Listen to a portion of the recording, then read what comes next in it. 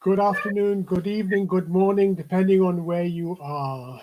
Welcome to the next episode of Organizing in the Time of COVID. My name is Firoz Manji, and today I'll be talking with uh, Eliman Khan from Dakar, Senegal. Um, Eliman is the founder and chairman of what's called Legs Africa.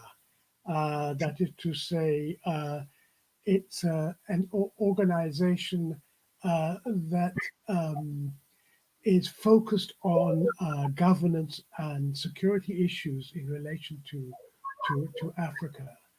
Um, and it's a think tank which is based in Dakar. And Eliman is a governance and development analyst and also a contributor to a really interesting initiative called the Alternative Report on Africa, AROA. The Alternative Report on Africa is structuring an initiative for what they describe as new milestones towards the complete decolonization of our minds, our economies, and regaining our sovereignty. Its purpose will be to inform, generate, and share knowledge and to motivate those who want to transform Africa. As you can imagine, that's a really exciting um, initiative. So I'm very pleased to have you on board, Aliman. Thank you for joining us today. I hope that we can manage to speak in English. I know you speak very well, but if there's anything that I say that you don't necessarily understand, just tell me. And if I speak too fast, slow me down. Don't hesitate. Um, um, so thank you for joining us, and I'm particularly interested that Rasa Aroa have issued a declaration recently, a declaration for a sovereign African response to the COVID-19 pandemic. Um, it might help perhaps to start by you giving us a summary of what are the main issues uh, that are contained in this declaration and why you decided to issue it. Yeah. Thank you so much, Firoz. It's my pleasure, to contribute to this very important and very flowed show that address interesting things and issues of Africa. So, yes, as you said, AROA is this network of intellectuals, activists, civil society actors that committed, to provide an alternative, view of Africa from Africa and by Africans too. And this is the alternative report, on Africa. So, according to this context of COVID-19 that spread all the world, and regarding to those voices of those people who are called, decision makers of the world, that are, alarming the world and also at the same time stigmatizing Africa and Africans, without any good reasons, and that's shocked us. And we say that it's our duty as an alternative, lens, gathering intellectuals and civil society organizations to take action from this, and to show, another way to speak about Africa, and this is no longer something that we don't have to accept, because no one understands why the General Secretary of United Nations and the General Director of the World Health Organizations, also Mr. Emmanuel Macron, talking on behalf on the G20, are raising their voice in this way, in this manner, to stigmatize Africa. And that's why we think that it's good for us to raise our voice against this perspectives from these guys, and also to show what African peoples and African states are trying to do, against this virus that is spreading the world fairly quickly around the world and also crossing all continents, from China to now Europa and United States. And we feel that, the epicenter of this virus is not in Africa. Even this virus get into Africa until February 14, and you don't understand why and what kind of statistic allow these people to talk like this about Africa, and that's why we initiate this declaration, having collective, reflection on that, and providing also this speech from Africa to say that, hey guys, we don't understand why you are continuing, to consider Africa as, a kid, a teenager country, and we need to be more, to be considered more than this. And facts are not revealing something will be happen in Africa as bullying disaster, you see. And that's why we take this action. So why do you think that the WHO and the Secretary General of the United Nations, why do they think the world should focus its attention on Africa as the priority in relation to COVID? Yeah, this is something very difficult to understand, because according to figures that we have, when we provide this declaration, we knew that it has gone exponentially in Europe with more than like something like 400,000 cases in Europe, and also like that some like this 135 cases in the United States. So these figures are quite worrisome, and also flying also in France and something like that. And we didn't heard about them, talking about solidarity for these countries, Spain and Italy. We show also that some weaknesses from European Union solidarity that is not real.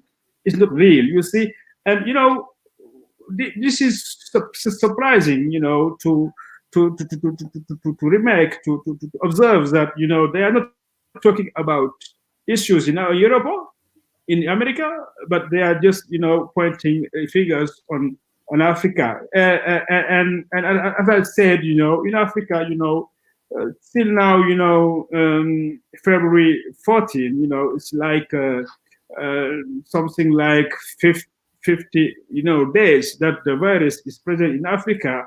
We just register something like 5,000, cases, and we say that from statistics, from very rigorous analysis, there is no way that to consider Africa that as the problem. You see, this is what really shock us.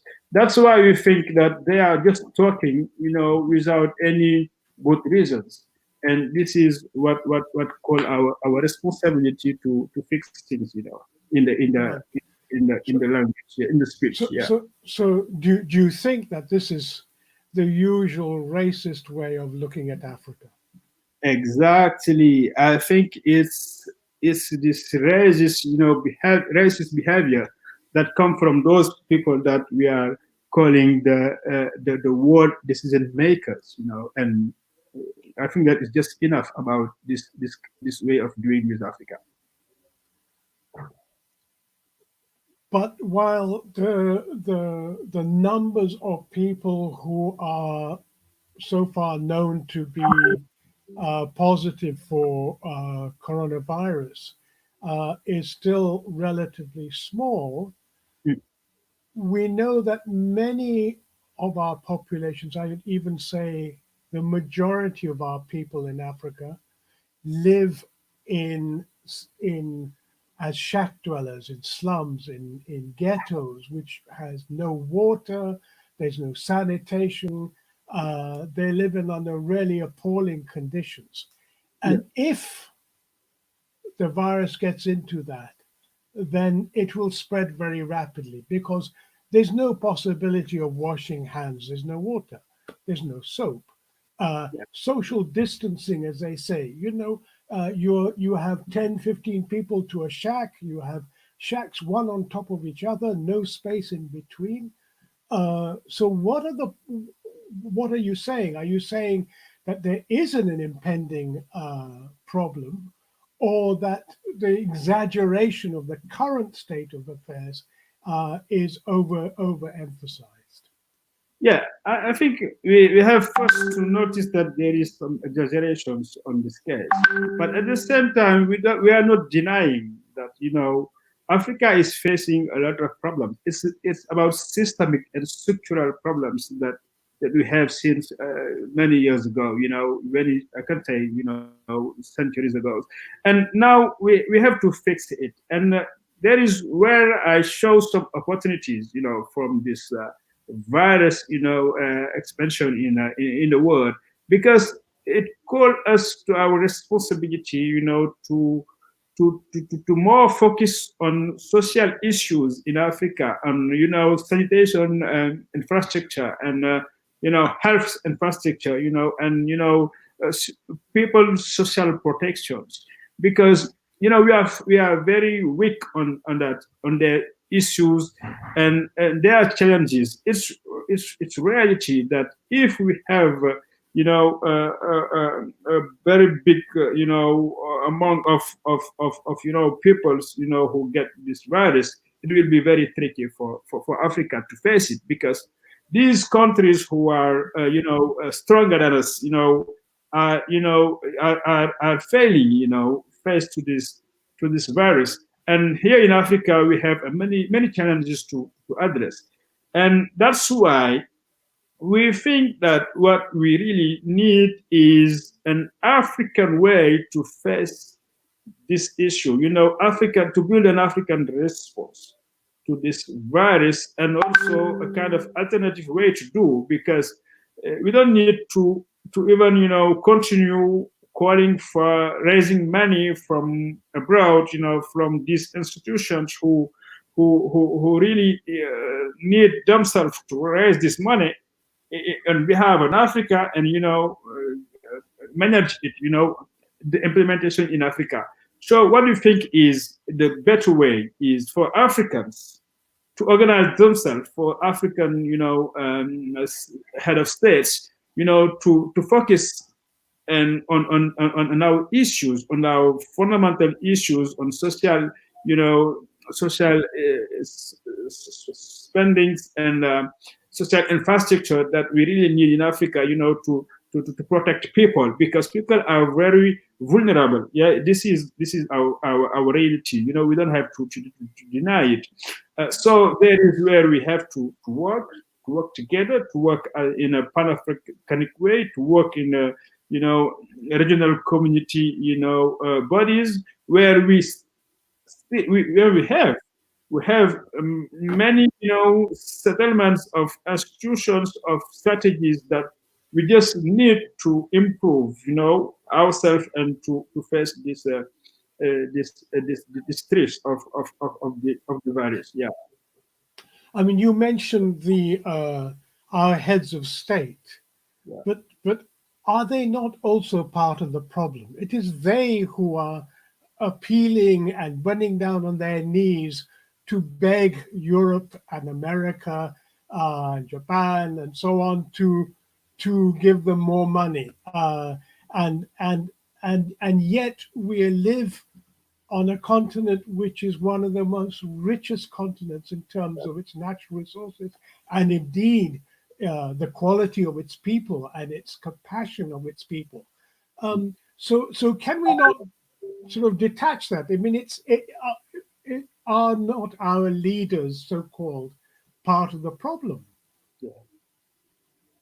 Exactly. I think they are part of the problem because they are, element of this system, of this neoliberal systems that, rule the world, in this way of, considering, our countries as markets and not only as societies, and this is revealed by, their behavior, after this declaration of Mr. Guterres and Mr.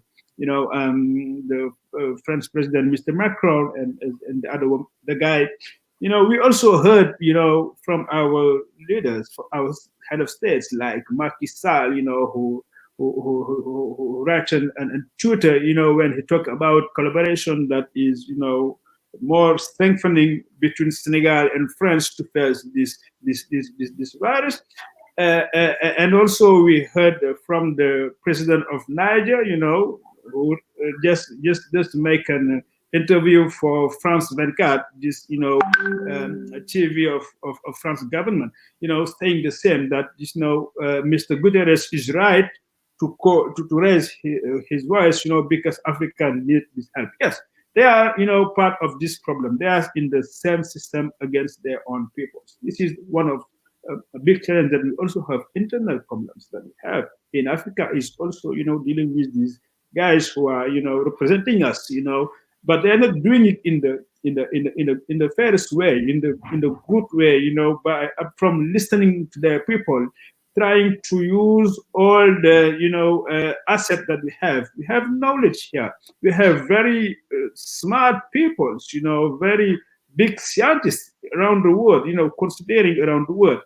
We also have natural resources in Africa that we can, use and, develop, to also raise money and to have to invest this money to our people.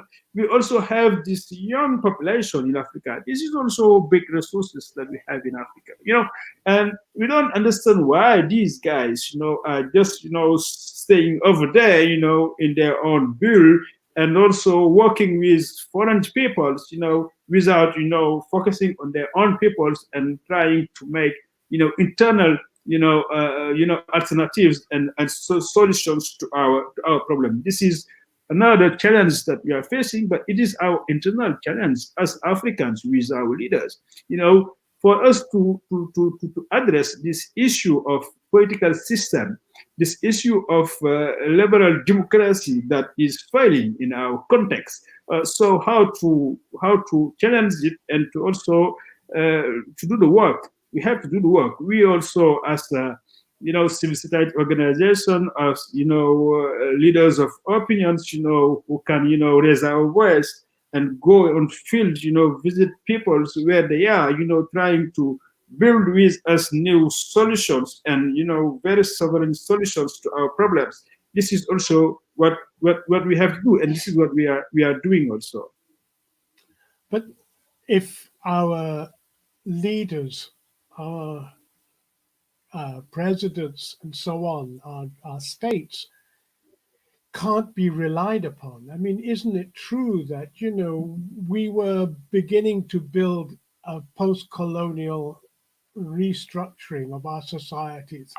And then comes the 1980s, 1990s, and our leaders sold us out. They agreed to all these structural adjustment programs, which meant that we lost our hospitals, our health infrastructure, our schools, our education, and so on.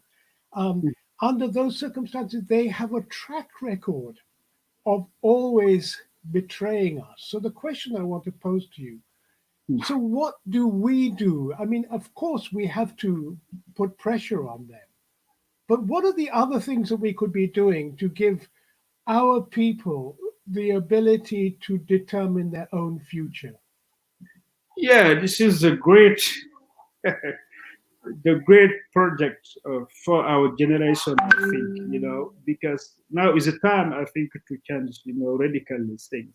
if we want to go out of this capture of our states, from these money power, everywhere in the world, and also how they influence our own political system to decide who will be our president or not.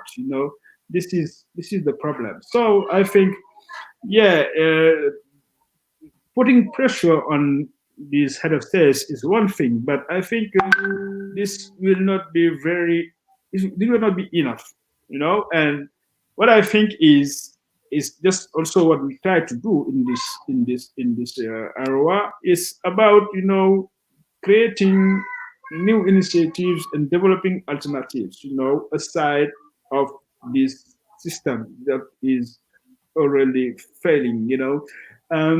It's about working with people, trying to develop new initiative, trying to come back to pioneers ideas of pan-africanism, of African self-development, that we had in the past, but was stopped by only this neoliberal machine, and how to build another system, aside of this, being, working with peoples at grassroots level, where they are, where they have problems, discussing with them, trying to build something new from the solution that we are providing to solve these problems, on the field.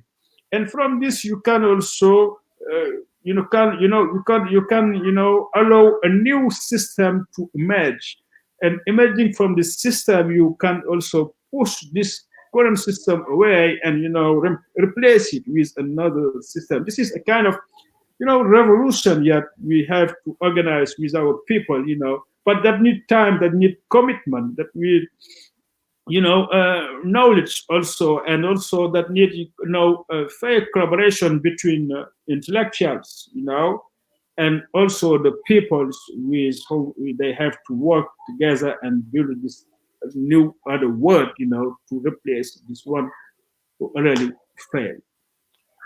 Good. So what do you want people to do in response to the declaration? What are your demands? Yeah, yeah. First is join us to sign this declaration.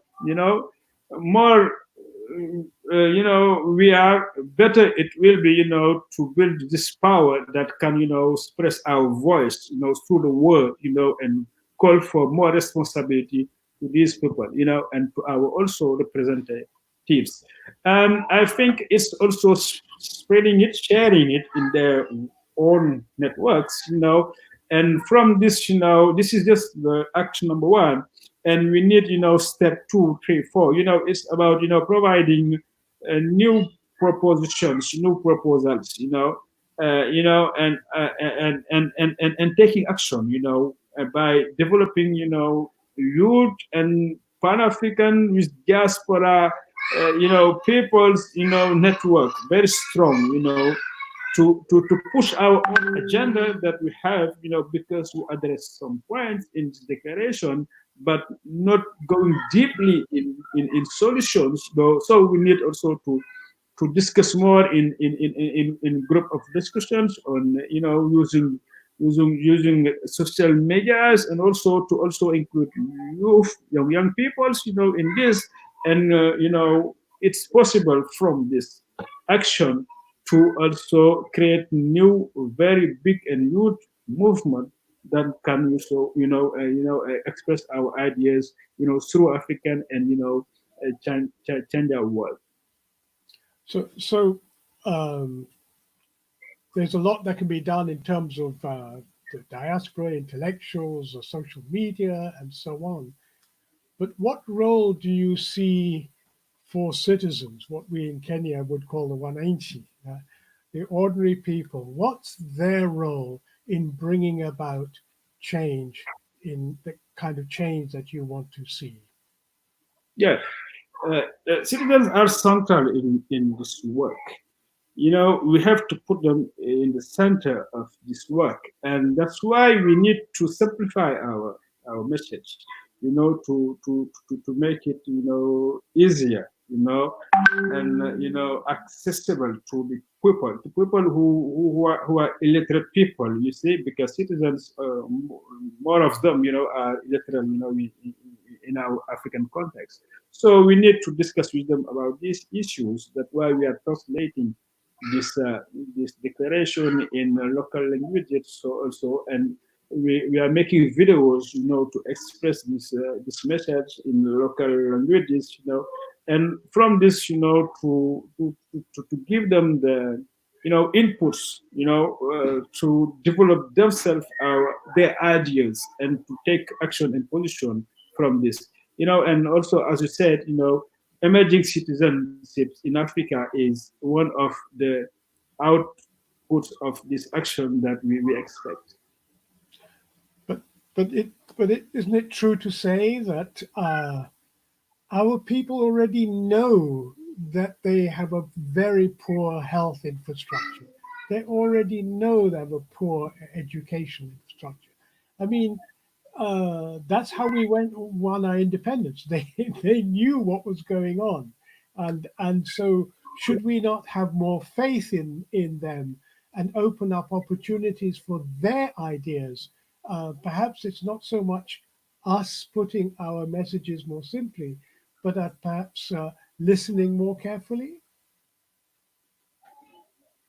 Sorry, I didn't hear all the question, but I guess I know what you talk about.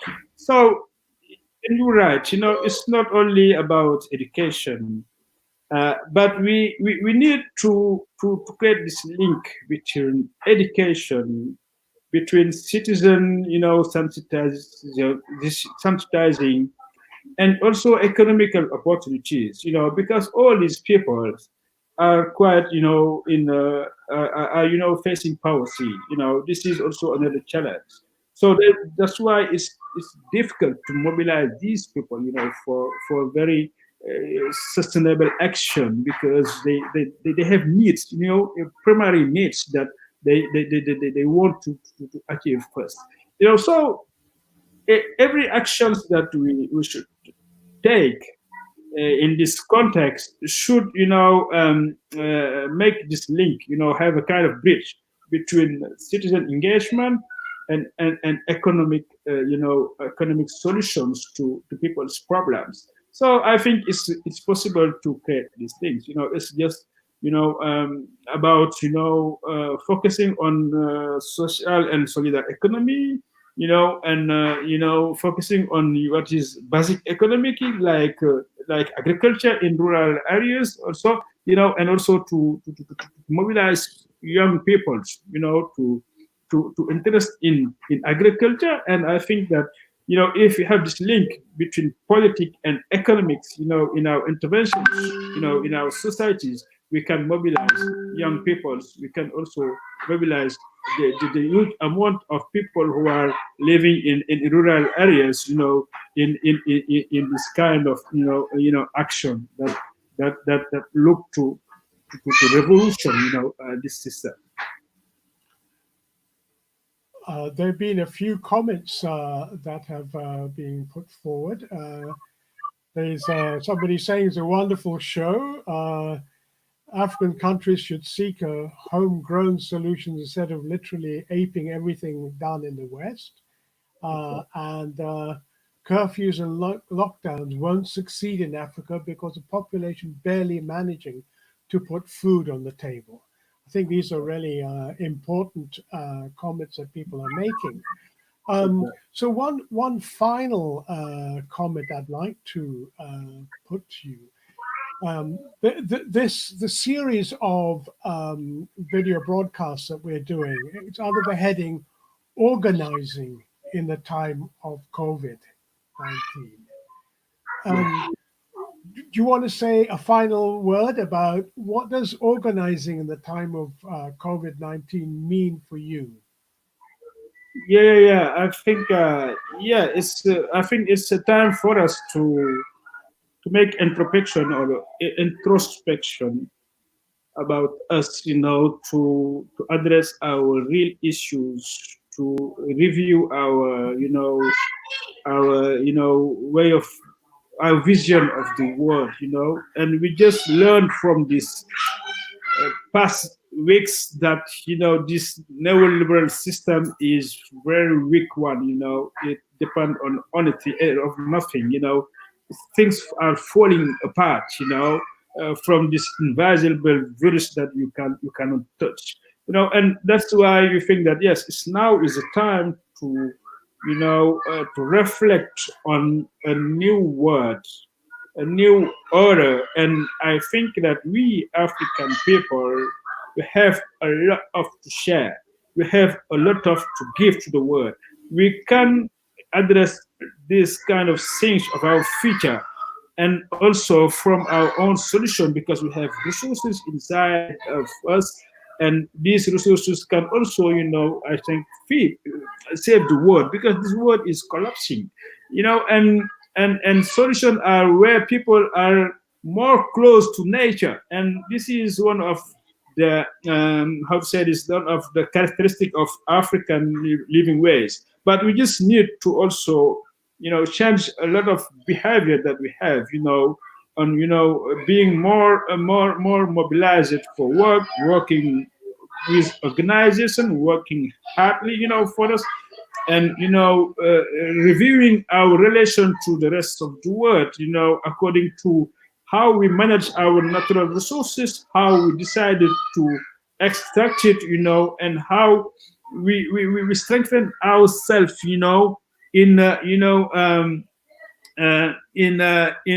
negotiating contracts with other counterparts, and also to have as our our main objectives, our priorities, what is really helping our people to go out from poverty and to become very strong.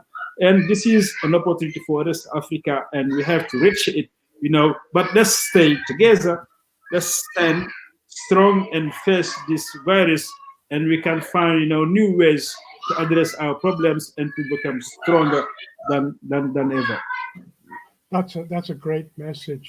Thank you, Eliman.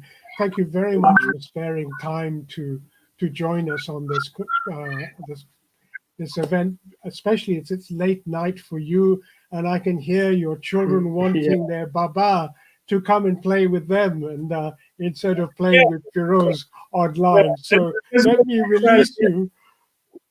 Let me release Yeah, you and say thank you very much indeed for joining me on this thank show. you, Firoz. Thank you. Okay, and I'm sure lots of people will be interested in watching this over the next few days. Okay, all the best. Take care and give my greetings to your family, please, and say thank you to them as well. That's great.